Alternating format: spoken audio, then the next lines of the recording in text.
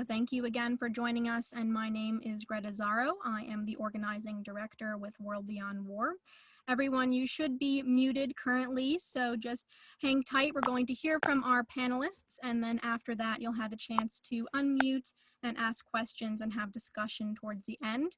You can also post questions and comments in the chat box along the way. So first, let me give some background information about tonight's webinar, and then I'll introduce our guests. So, as I said, tonight's webinar is all about hybrid warfare.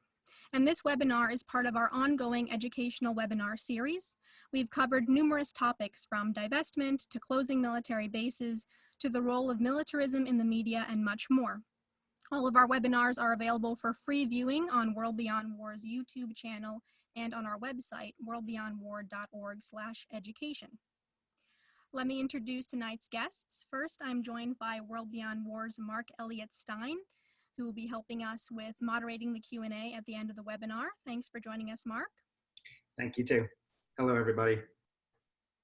I'm also joined by Giovanni Reyes, who will be co-hosting this webinar with me today.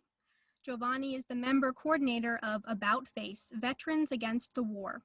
He enlisted in the United States Army in 1993 and deployed to the Balkans in 1996 as part of NATO's first ever military intervention, which culminated in the dismemberment of Yugoslavia. By 2002, he was no longer moved by the pretexts and false narratives of cheerleading for war. He resigned from the military in 2007 and began to work for peace. A big thank you to Giovanni and About Face Veterans Against the War for initiating the idea for tonight's webinar and helping us put this together. Thanks, Giovanni, and welcome. Our next two guests tonight are Monisha Rios and Camilo Mejia. Monisha is a Gulf War era Army veteran, has a master's in social work, and is currently a doctoral candidate on liberation psychology. Her research uncovers the history and impacts of the militarization of psychology in the United States. Monisha is using this as a platform to bring attention to how the field of psychology is complicit in war crimes and crimes against humanity. The larger project, called MIRA, is geared towards building a grassroots movement to conduct a people's inquiry into the U.S.'s use of psychological warfare against the peoples of the world, including its own citizens. MIRA means look in Spanish, and in English stands for Moral Injury, Research, and Action. This is a grassroots effort to amplify the voices of peoples who are most impacted by U.S. wars, centering the voices of indigenous communities. Welcome, Monisha. And our next guest is Camilo Mejia. Camilo is from Nicaragua and has lived in the United States for over 25 years. In 2003, Camilo became a war resistor and conscientious objector when he refused to return to duty in the Iraq War. He was court-martialed, imprisoned for 9 months, and subsequently recognized as a prisoner of conscience by Amnesty International. He has been closely following U.S. regime change wars all over the world, including in his native Nicaragua. Welcome, Camilo. All right. So the first part of tonight's discussion will be first defining hybrid warfare. This is a term that's not often talked about, and so we're going to first give some context for what in the world are we even talking about when we use this term. And for me, I think a really great definition that I heard is from Max Blumenthal, and he defined hybrid war in 3 ways with 3 components. Number 1 is information warfare. For example, using the media as a tool of warfare, projecting disinformation abroad or domestically. Number 2 is economic warfare. So an example of this is sanctions. 1/3 of the world is living under sanctions currently, which has a huge impact on civilian populations. And this is especially relevant today with the coronavirus crisis, where many countries such as Iran are not able to get vital medicines because of sanctions. World Beyond War has documented the negative impacts of sanctions and economic warfare in our fact sheet series, which is available at worldbeyondwar.org/education. And the third component of Max Blumenthal's definition of hybrid warfare is unconventional warfare. For example, when the US funds, trains, and backs proxy groups to foment unrest in other countries. So that's one way of thinking of hybrid warfare. But next, I'm going to turn it over to Giovanni, who will provide a more in-depth explanation of how he defines hybrid warfare. Giovanni, take it away. Hey, how you guys doing? Sorry, I'm talking off my phone here. I have a little computer problem here. So there's a presentation there. I don't know if Greta, can you put the presentation for me when yes, I can share screen and do that for you. Okay. Let's see. All right. Do you see the first slide?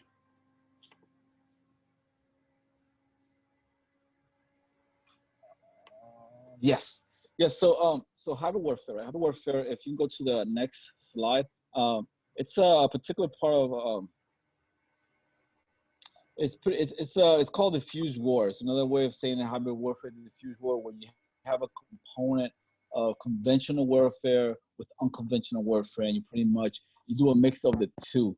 Under the if you look at the image on the side, right, it tells you different components of hybrid warfare, and it's a strategy that uses conventional, like I said, and unconventional tactics to achieve political, economic, and social goals of a country, to obtain natural resource markets, transportation lanes, energy systems, and lives, and imagination of populations. If you look on this side, it has a part of like culture, images. You have media, the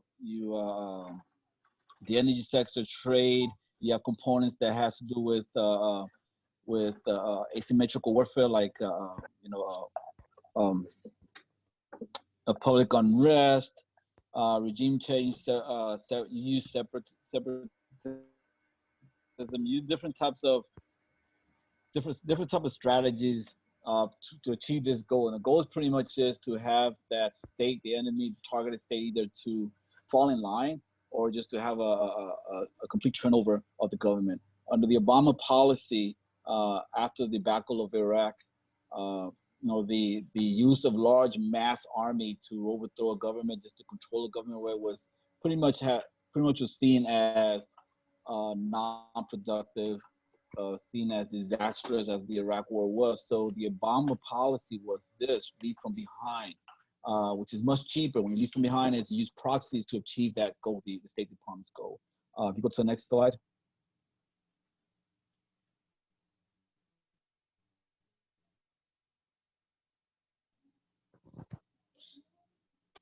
So these are the common tactics, or by way of sanctions, blockades, currency speculations. You have diplomatic war, political isolation. You get your allies to back you up when you're targeting a specific country. You have sabotage, cyber warfare. You have sabotage from internal sectors of that society, particular society. You drive wedges, lawfare, which is something that's particularly seen in Brazil, in Paraguay, Bolivia, and Ecuador, where the country's laws, parliamentary laws, was used against a particular government that was seen as inconvenient, or seen as a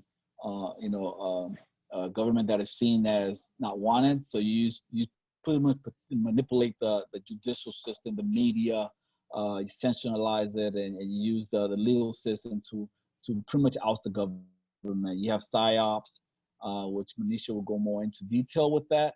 NGOs, using the international organizations like USAID, NED, Freedom House, and pretty much to back your already stated goals with particular facts that reinforces your already made goals already.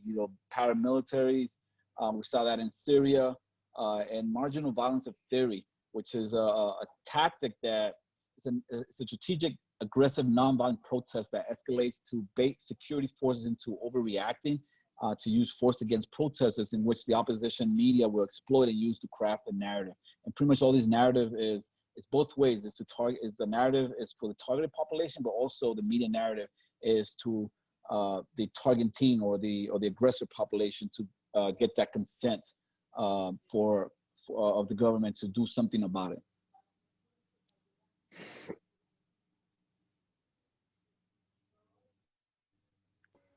All right, thank you, Giovanni. I'm gonna stop sharing screen. I'm going to next. I go to next. Okay. Oh, I don't think there's another slide. Oh, sorry, there was. Yeah, there was another slide. I wanted to show you something real quick on our screen. Give me 1 second. There we go, it's back up, thank you. I want to get you guys familiarized with these two concepts. Yes, I want to get you familiarized with these two concepts from the State Department, the Pentagon, which is a concept of full spectrum dominance, Vision 2020. This was a concept, this was a military doctrine conceived back in 1997 after the fall of the Soviet Union. Go back, yeah. So this was Vision 2020 is that by 2020, the American military should have dominance to all dimensions of the battlefield, which is land, air, sea, and cyberspace, which is called the fourth dimension, and now outer space, to guarantee American operational freedoms against all adversaries and to protect American interests. And that's another concept I want you guys to get familiar with, which is the fifth generation war, which is a non-contact warfare where a specific target is destroyed without a human directly seeing it. 5GY morphs into combining elite special forces with armed UAVs and armed UVs, which is to further removing regular service members away from the battlefields, also including the civilian people away from the battlefield, not to get a backlash here in the United States when wars is taking place. So pretty much is war underneath in the darkness, out of sight, out of mind from the general public.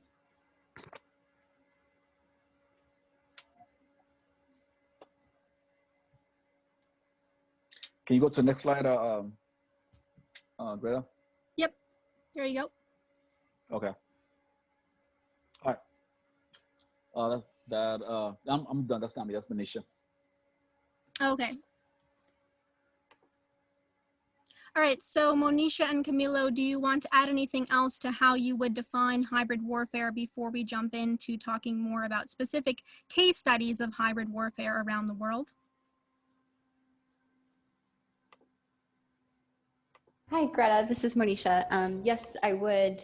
Let me just undo my video real quick.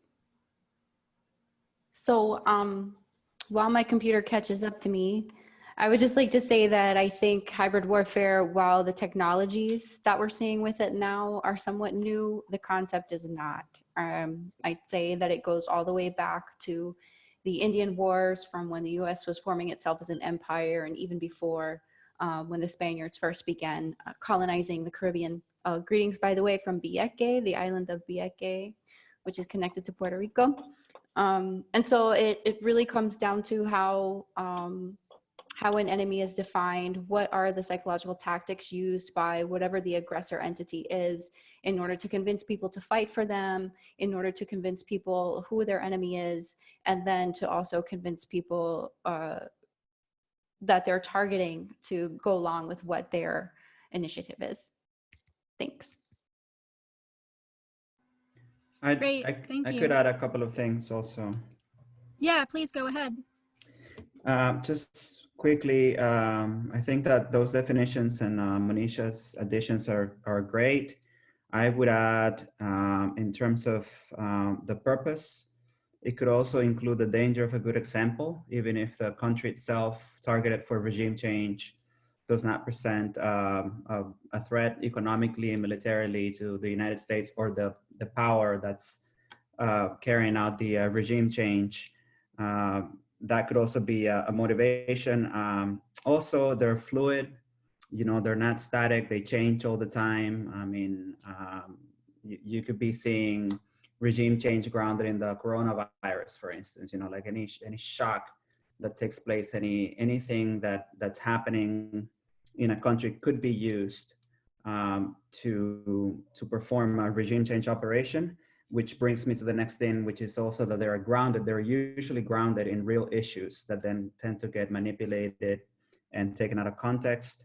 And then also that by the time we actually recognize that there is a regime change operation going on, there actually has been a lot of work in the lead up to, and we're talking about years and years of prepping the groundwork for that. In the case of Nicaragua, there is even an article that basically details how the groundwork was laid out to prepare the country for a regime change operation by a National Endowment for Democracy funded magazine. And that's it. I think that those are really great definitions. It's just all I had to add. Thank you so much, Camilo. So the next part of this webinar, as we said, is to, now that we've defined it, to jump into case studies and talk about how this is actually being played out on the ground around the world. So Giovanni, I'm going to turn this to you to start off with the first question on providing some examples of this.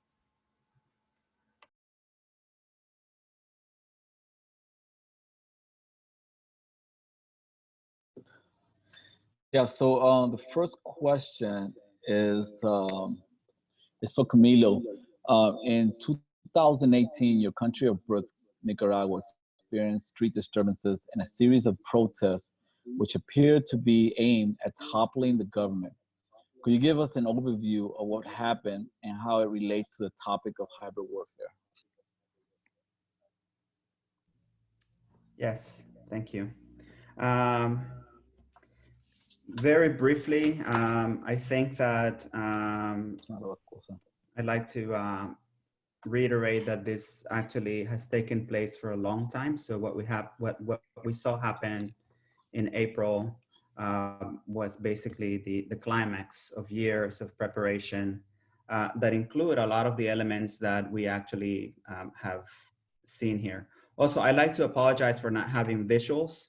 However, in a follow-up email, there will be some pretty robust sources and materials for everyone to read and to share.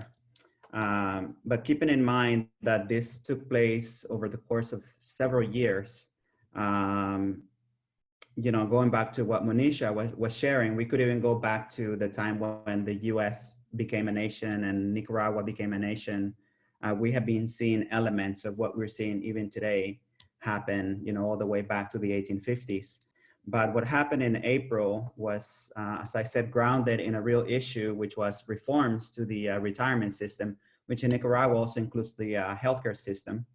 And the government, along with a very powerful lobby of private enterprise and the IMF, were discussing reforms to the retirement system, which were pretty draconian on the side of the private businesses and the IMF. They wanted to basically cut out Nicaragua's poorest citizens from a reduced pension program. They wanted to increase the amount of contributions that would make someone eligible to retire. They were going after a lot of changes that would basically amount in the long term to privatizing the pension system in Nicaragua. The government rejected that and instead came up with its own measures to basically to balance the books of the retirement system, the pension system. And the private sector did not like that because it included removing a ceiling cap on Nicaragua's high salaries so that they would pay in accordance with their income. And also meant that employers would have to, over time, increase up to, I think, 3.25% of their contributions to the retirement system. So they basically lied to a group of students and to the Nicaraguan public and said that the Nicaraguan government was trying to charge Nicaragua's poorest, all the citizens, more to cover for its corruption. And a very small group of young private university students staged a protest, which was met with resistance from a group of working class Sandinista youth, which happened without much, without any major incidents really happening. At the same time that that happened, though, the opposition, and this is why it's important to keep in mind that there's a lot of groundwork that goes into it prior to the actual regime change climax. But there were coordinated actions all over the country, to protest basically what they were calling government repression and massacres and things like that were being, disseminated through social media, and were bombarding the Nicaraguan population, by sending hundreds of thousands of messages through all kinds of social media platforms, such as WhatsApp and Facebook, Twitter, YouTube, etc., to basically create the illusion that the government was going after unarmed students and killing them. With that information and with that bombardment of misinformation, more people went out the following day, and then more people went out.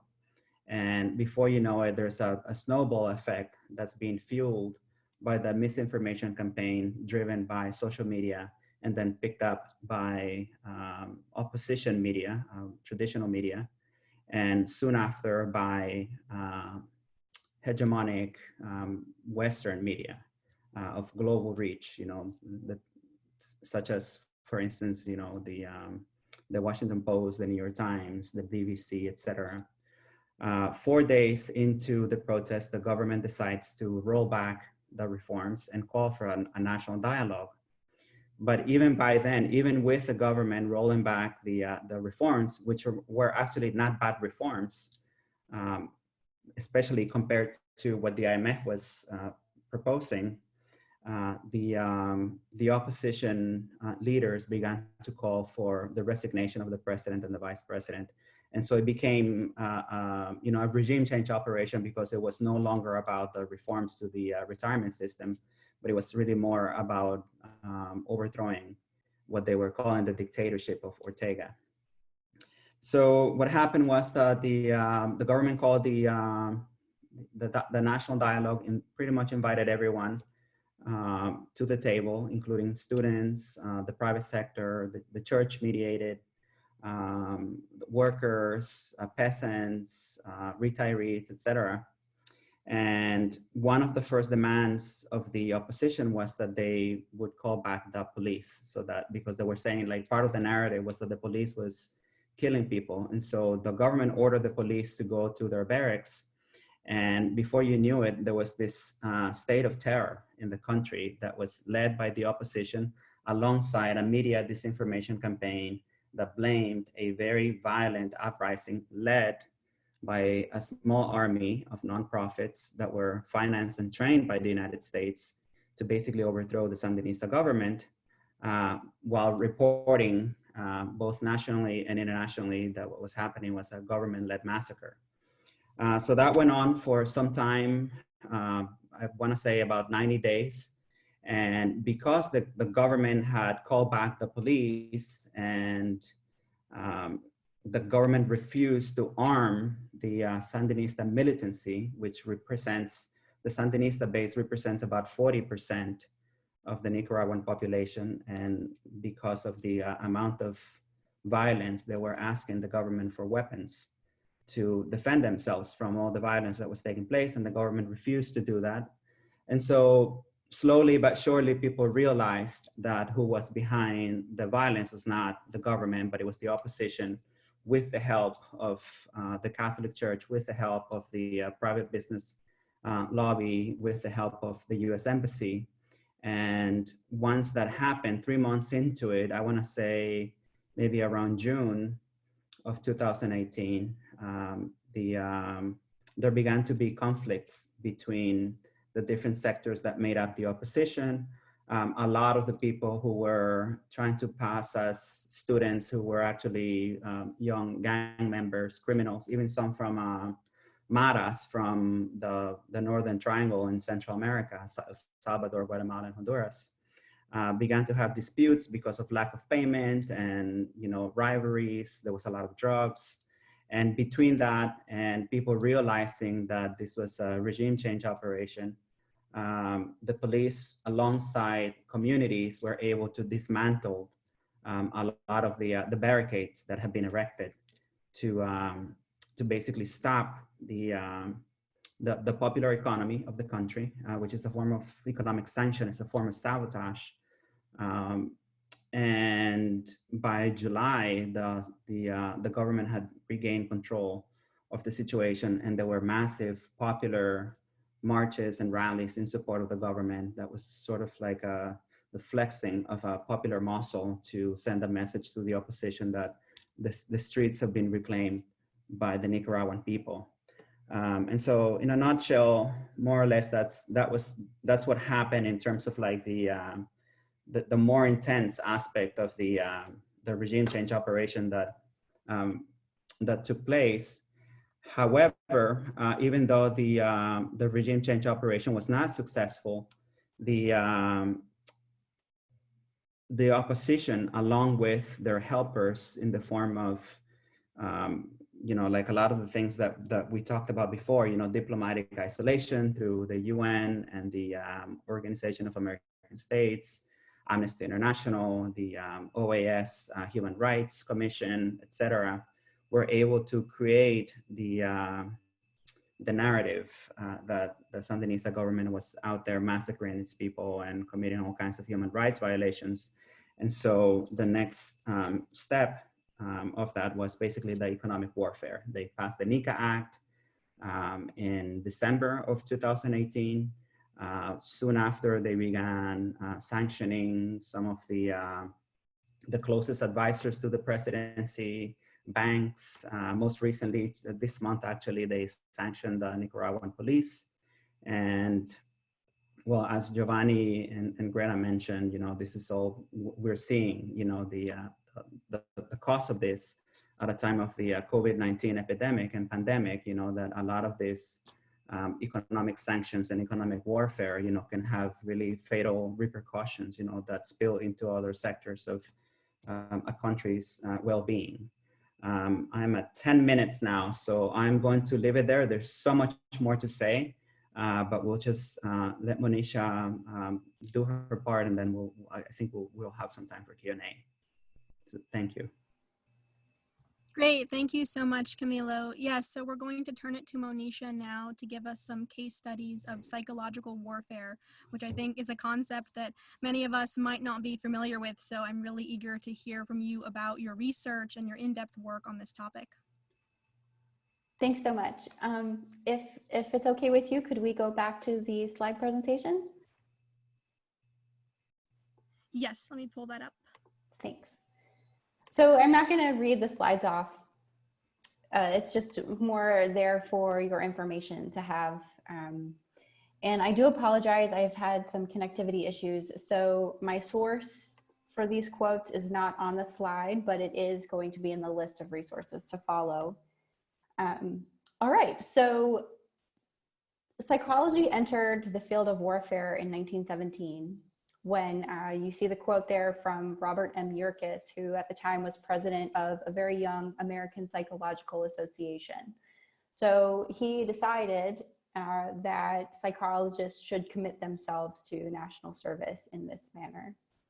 And initially, they were mostly used for troop selection and assignment to tasks, that sort of thing, testing for intelligence, which it is important to point out that Yerkes was a eugenicist, and much like people in the ruling class of his time, he had some very horrible worldviews. And so what we end up finding, or what I have found in my research, but also in practice and becoming a psychologist and working in the field both clinically, and my initial reason for doing this was because I wanted to be a military psychologist and work both in clinical and operational settings. And it's in researching careers that I discovered that I want nothing to do with it, and that this is really kind of a horrible career path to follow. So starting with that, with the mentality of 1917 guiding the minds of these psychologists. Greta, if you could go to the next one, please. No, that's not me. Maybe it's next. No, that's not me either. Oh no. There we go. Yep, thanks. So World War I was when psychologists initially entered the arena. World War II is where I am going to read this quote because it's essential. Most operational psychologists, and this is how psychologists who are in the operational side of military psychology define themselves. They identify World War II and the establishment of the Office of Strategic Services, which we know as the OSS, as the birthplace of the specialty. So military psychology has two main parts: clinical, which is, you know, treating veterans like myself for PTSD and so forth. And the other side of it is actual tactical strategic operations, military deception, and so on, basically controlling the narratives that lead to hybrid warfare and that lead to the type of crimes against humanity that we see in Venezuela, Bolivia, Nicaragua, Puerto Rico, etc. So these quotes just establish some historical context for how we got to now. Now, it's important to remember that propaganda and a lot of these tactics have always existed. But the thing is that when psychology established itself as a science, then it began to perfect them, just like how the Romans perfected the arch. Psychology as a science now in modern industrial times has begun to perfect the art of psychological warfare. The second quote I find very interesting because this is where psychological warfare as we know it today was born. If not for US military psychology being developed, Germans would not have had what they had, Nazis would not have had what they had during World War II. They got their tech from us. And the way that color revolutions work and the way that a lot of us are unintentionally roped into believing a lot of these narratives is because of the use of psychological warfare. So next slide, please, Greta. Thanks so much. So this is an example of one of the declassified documents that I found in my research that sort of defines early on from 1946 what political warfare is. So you can take a minute to look at that. It's a part of our foreign policy that can be waged at any time that the national interest requires it. So we don't have to have congressional declaration of war to use this act of warfare. Okay, next slide. It does say that it includes propaganda. And so then the next piece of it is psychological warfare. So this is an early definition of psychological warfare. It's a little hard to read. It is the planned use of any means specifically designed to influence the thought, morale, or behavior of a given foreign group in such a way as to favor the accomplishment of the military, strategic, or national aims of the United States. So sit with that for a minute and think about what that means. Think about what that means in the context of legitimate people's resistance to settler colonialism brought on by the United States economic interests in their region. Think about what that means in the context of Venezuela right now, or even Bolivia, where these continual coups have occurred precisely because the natural resources are moving into the hands of the people and out of the hands of the oligarchs or the people that are working in conjunction with the United States. Psychological warfare usually appears as a wartime expansion of political warfare. Nowadays, we're seeing it as a precursor to conventional warfare. We're seeing it as its own entity. Another great point is, this will continue on the next slide, but it says, it is of paramount necessity to coordinate psychological warfare with all other types of military operations. And that quote continues, Greta, on the next slide, please. Thank you. Continue throughout political control of all its aspects, which impinge on our foreign policy by their political implications. So to interpret that, it means basically that psychological warfare is sort of like the basis, the foundation for all other types of warfare that we see now. And in fact, in the book one of the books that I have listed as a reference for you all to check out. This is written by two very prominent military psychologists who are huge proponents of Bush's torture program, who have been fighting against other colleagues like myself who have been fighting within the American Psychological Association to get them removed from Black sites, to stop being present for the interrogation of detainees. Where is it? Okay, I'm not going to search for it in my Kindle right now. I'll add it to a list of things to add to later. But if you look here where it says number 2, the 4 instruments for making national policy effective in the international field consist of, number 1, diplomacy, which we're not good at, economic bargaining and pressure, which we now know as economic warfare, which, like Camilo was talking about right now in the age of COVID, it's always barbaric, but right now it's extra cruel and we need to stop it. The threat or employment of military force, and information and propaganda. So these are the 4 essential elements of warfare, which now we know as hybrid warfare. Next slide, please.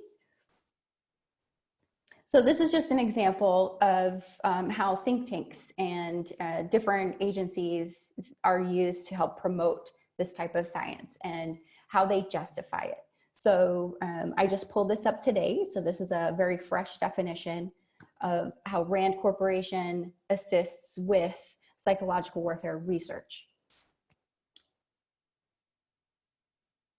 Okay, next slide.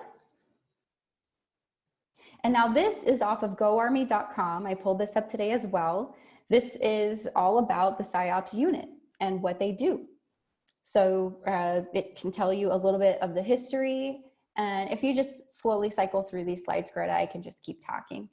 So this describes the mission, the ideal attributes of a PsyOps soldier, sort of what they do with MISO, military information support operations, interagency governmental support.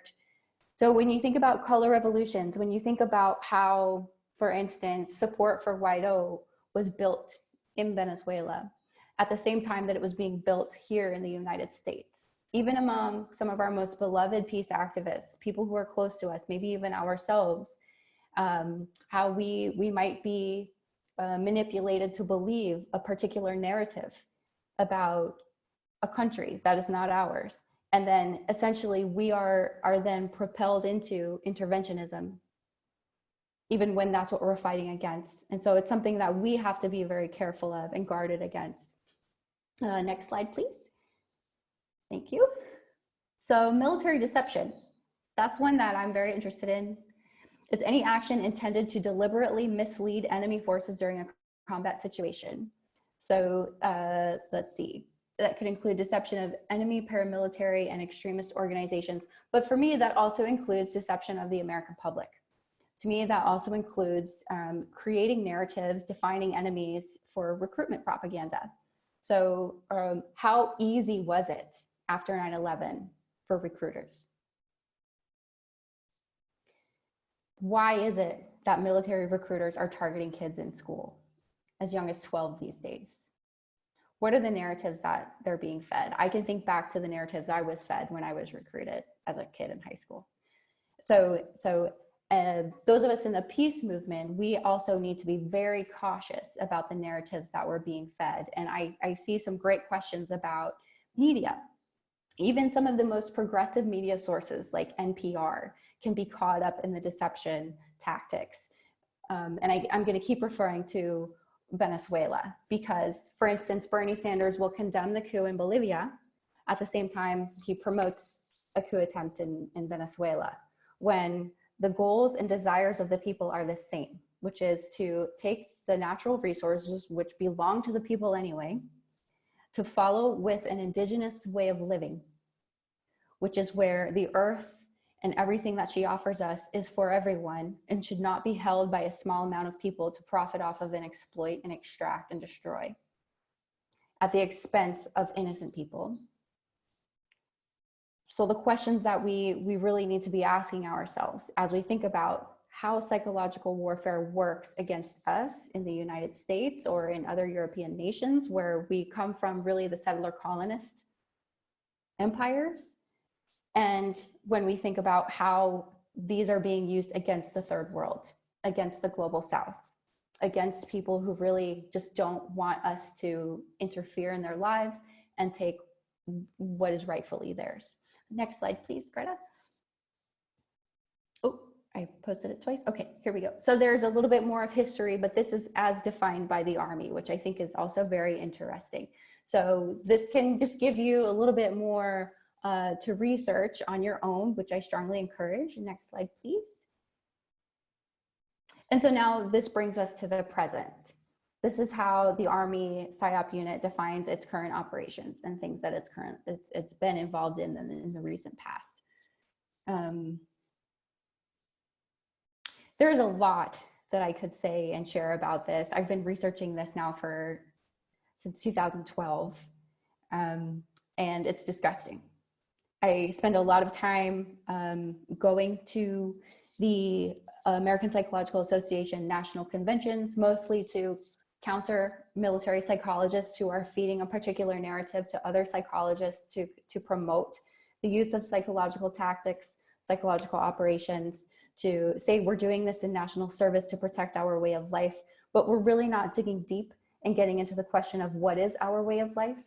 What is it we're actually protecting? Who are we harming in protecting that? So I also encourage folks to push back on the American Psychological Association and push back on military psychology. I don't know where I'm at with time, but. Yeah, it would be good to transition to Q&A soon. Great, all right. Well, thank you. I'm always available for questions after this too. Okay, great. So I'm gonna hand it over Greta. to Mark Elliott Stein. Greta. Yes. Hey, Greta. Yes, can you before we go to QA, can you show those two images that that popped up real quick on the slide? Which ones? Is it this?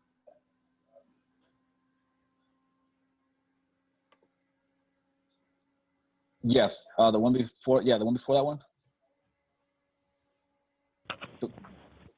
So yeah, so let me talk about these two images real quick that popped up while Manisha was talking about PSYOPs. So this is an example of what Manisha was talking about, the psychological operation and how media is used as a tool to control the narrative and for a particular objective. If you look to your left, you see the toppling of the statue of Saddam Hussein in 2003. CNN made it like it was a big festival. Donald Rumsfeld came out. This is a historic era. Iraq was being liberated and so forth, and all the media pretty much ran the same image. Meanwhile, at the same time, they were ignoring the insurgency that was starting to take place at the same time in other parts of Iraq. If you look to your right, this is how that same square looked from the top of a hotel, a Palestinian hotel. You see, there was hardly no one there. There was just a group of people around the statue area. But the one that the image, the way CNN packaged the image, presented the image, it looked like it was just a massive amount of people out there celebrating the fall of the Saddam's government. If you go to the next slide, if you look to this one right here, this is more related to Venezuela. If you look to the left, you saw a lot of saturation of Twitter, pretty much. A lot of anti-Venezuelan government activists getting on Twitter and putting out different type of images, and a lot of the American media was picking up those images from the Twitters and putting it as news. If you look to the left, you see a soldier with a gun presenting at a person with the camera. It looked like he's a journalist, and the soldier is pointing a gun at the journalist. When in fact, this was an actual exercise in Jakarta, Indonesia. This was a security drill, and the person with the camera is taking a picture of that soldier for that security drill purposes, right? If you look to the right, you see a riot police, and it seems like they're firing something at this person with his hand up, saying that trying to guard himself, right? And this was presented and Twitter feed as if it was in Venezuela. If you look at the top, it says this picture should be going around the world. This is what's happening in Venezuela, where in fact this was a protest in Brazil in 2013. It was being passed on as if it was in Venezuela. And this is what we talked. This is what Manisha was talking about, the media saturation, and part of the hybrid warfare, where you actually control the narrative and you propagate the narrative to pretty much get the consent of the public here. That's it. Great. Thank you so much, Giovanni, for sharing those really powerful images. And now we will transition to the Q&A. Mark Elliott Stein, can you kick us off with moderating the questions? I see we have a lot of questions coming in on the chat box. Yep, we'll try to get to them all. So let's start with Farkan. He asks, how can we expose the hybrid warfare tactics in their early stages? Any ideas on what actions we can do to achieve this? And I'll throw that out to any one of the three of you who wants to pick that up. I could go real quick. Sure. I think that rather than focusing on a particular case, we need to really understand how regime change is happening. And I think that this webinar is a really good way to do that. The particular cases of Venezuela, Nicaragua, Puerto Rico, Cuba, etc. Use history. History will be on your side. You can see that there's a lot of history of intervention. Coming from the United States in those countries, a lot of the reasons basically repeat themselves. You can also use economic models and see what is in the best interest of transnational corporations versus what's happening in a particular country. Manisha talked about natural resources. In the case of Venezuela, we're looking at largest reservoir of oil. In Bolivia, lithium. In Nicaragua, there's a canal being built, or that's going to be built, that will be along with the Chinese. So go beyond the headline, do some research, use history, use economic models, and then also follow the money trail. A lot of the organizations, if not the majority of the organizations that lead regime change operations, particularly in Latin America, but also in Eastern Europe and other parts of the world, have been financed and trained by US agencies such as the USAID or the National Endowment for Democracy, the National Democratic Institute, etc. So, the more you learn about how this happens, the more you will run into the usual suspects, that turn to pop up in every regime change operation. We were talking in the lead up to this webinar how the Einstein Institute has actually appeared in many different places where this has happened. NED, USAID, the U.S. Embassy's involvement. I mean, we've seen that in Hong Kong, in Managua, we've seen it in Caracas. The U.S. Embassy tends to be involved in a lot of these operations. Also use the embassy cables. You'll be surprised at how much information is contained in those embassy cables. If you do cross checks between the people who are leading these regime change operations with embassy cables in their countries, you will see that a lot of their names tend to appear in the context of meetings with USAID agents, political officers at the embassies, etc. So rather than trying to identify one particular case, and usually by the time that you see the news, it's pretty late because there's a lot of work that's led to it, try to recognize how these things are happening, try to identify the building blocks of regime change. Well, thank you. I'm going to, this is sort of a follow-up question from Todd Arena. And I'm going to direct this one to Manisha because you actually mentioned media before. So Todd says, seems like anti-authoritarian attitudes, especially among idealistic youth, make it hard to highlight these tactics. We end up sounding like conspiracy theorists. What can we do to combat that hegemonic English-speaking media? An excellent question, and I'm asking this on a regular as well, because especially as an anti-war veteran, I mean, the first thing that happens is I'm accused of being crazy, or there's always a counter narrative to be confronted with. I think one of the best things that we can do is try to get as many on the ground facts as we can, which is difficult. but to also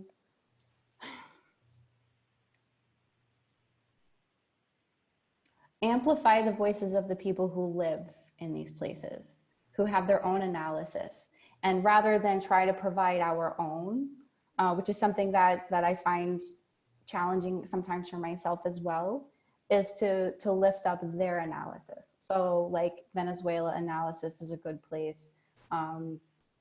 Red Nation offers some great analysis. Anticonquista offers some great analysis. So not to be parroting other media sources, but if that can help us do our research a little bit more and get a little more facts to then prepare our arguments with some solid foundation, that's just what I've been trying. It doesn't always work because you can't just change someone's mind. But also I find that when talking to people who you know, their feathers ruffle if you say that their media source could be wrong or that they could be being deceived by something, to always try to talk with them with empathy, you know, and humanize things and treat them like a human being, and you'll find a much easier conversation will occur. I don't know if that's helpful. I hope so. Yeah, well, thanks. And I will keep moving quickly because a lot of people are asking good questions and different types of questions. So this is from Jeff Hoey, and I'm just gonna state the first part of this question. Isn't psychological warfare used just as much on our own population in terms of the brainwashing that has made the military as popular as it is in society? Yes. Yes, that's a yes. I was thinking the same thing. And would you like to say more than yes? Well, I think, you know, when we think about that, it's also helpful for us to think about that in terms of class warfare and go back to the beginning of how the U.S. military was formed as a response to Western expansionism and taking over indigenous lands and the invention of whiteness. And so when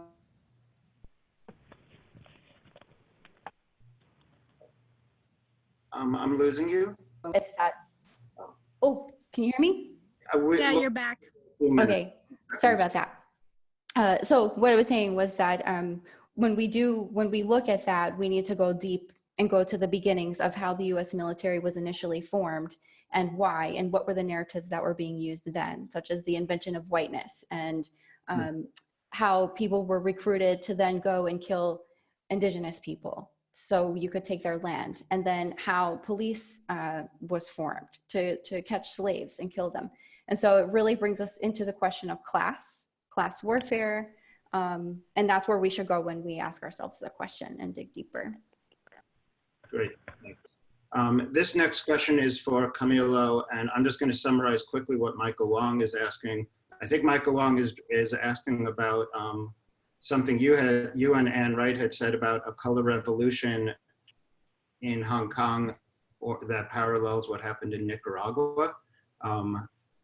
Does that ring a bell, Camilo? Yeah, definitely. Thanks for the question, Mike. Definitely. I mean, and I think that we can apply some of the very same elements of regime change that we have been talking about for the past hour here. In the case of Hong Kong, what you have is an extradition law that was used basically as a fuse to spark massive protests among the Hong Kongese.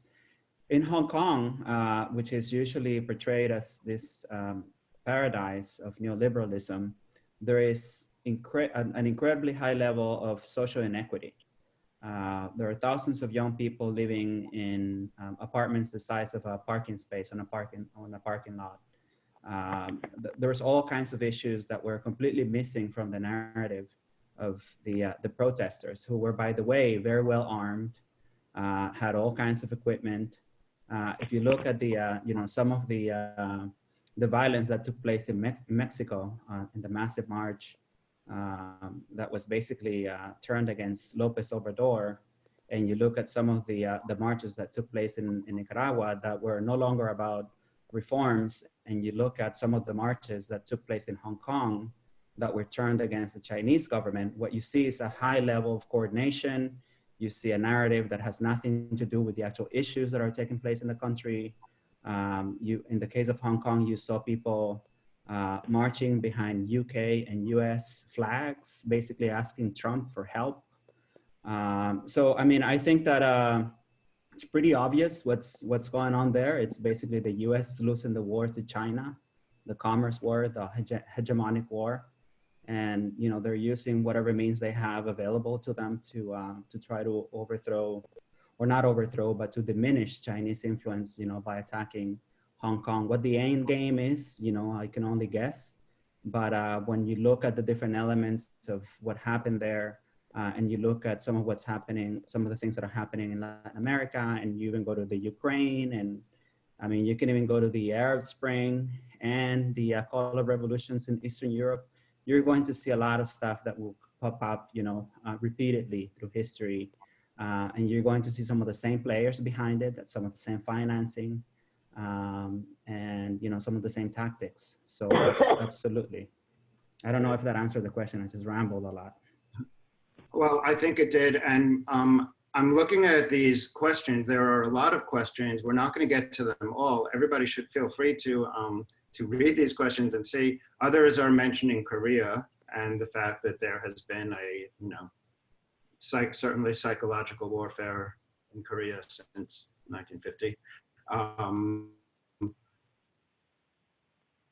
Here's a question. Actually, I have two questions from our friends in New Zealand. I'd like to start with this one. Can you talk more about the indigenous perspectives on land rights and how Western governments must sever the kinship between indigenous people and their land for Western empire to continue? Manisha, would you or Giovanni, or whichever? Sure. Do my fellow panelists want to jump in, or shall I go ahead? Please do, Manisha. Thanks. This one hits home for me. I don't know. I mean, obviously, with the number of unique nations that exist, I don't know particulars about the circumstances around this. I can say, though, that sovereignty is not respected. And for instance, one of the ways that we don't attend to reality is by not talking about capitalism and not talking about settler colonialism. And we don't own our role in that as a nation, as an empire. I think that is an essential step for us to begin to understand really how to even answer that question and who to ask that question of. I would love to see that question asked of every nation that exists in the US right now. I can think of so many relatives of mine, Lakota, some who are in New Mexico, some who are in Washington, who would have their own responses to that. Mine as a Taino is that we need to spend time exploring that individually. We need to spend time forcing the conversation collectively. We need to, especially those of us who are in the settler colonist oppressor role, we need to have that conversation out loud. How we do it, though, is a really good question. I don't know if I answered you well. Please let me know and I'll try again.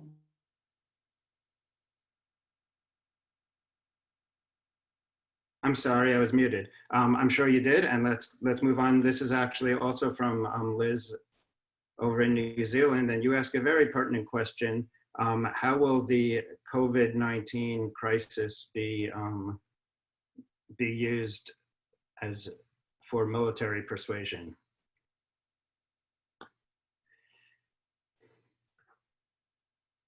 Well, if I could start. Sure. I don't think we need to guess. There's already a lot of that happening, National Guard being called. I know that they have National Guard and military presence at airports. I think that there are National Guard units right now at airports throughout Florida, basically screening people coming from Philadelphia, New Jersey, and New York for COVID. There's a stay home order in pretty much all 34 municipalities in Miami-Dade County. This is just the beginning, I think. To what degree it's going to happen, I don't know. There seems to be conflict in the elite, a sort of a fight between Trump and the status quo in terms of, you know, whether business should continue as usual or people should stay home. To what degree that's going to lead to a complete takeover by the military, it's unknown at this time, but I would say that it's pretty much in line with what we should expect to see. We know that things are not going to ever go back to normal after this. I think that you know, situations like this, you know, whether naturally occurring or created by the government, are always taken advantage of for more social control, for more powers. If you think of pretty much every state of emergency, every catastrophe that has taken place has led to more extraordinary powers in the executive hands, more extraordinary powers for the military, more money for the military. We're now seeing a huge money grab by the corporations. That's one thing that Democrats and Republicans are agreeing on. During the 2009 crisis, we saw another massive bailout of the very corporations that led to the crash. 9/11 led to the Patriot Act and the global war on terror. So, I mean, there's a long history of this. There's a long history of, you know, and you can read the shock doctrine. I think it's pretty relevant to what's happening right now, of how crises like this can lead to fewer checks and balances in terms of the gobbling of power by the military and by the executive branch particularly. But I think that we're seeing it. I don't know to what degree it's going to continue, but I think it's pretty obvious, at least in the state of Florida, it's happening.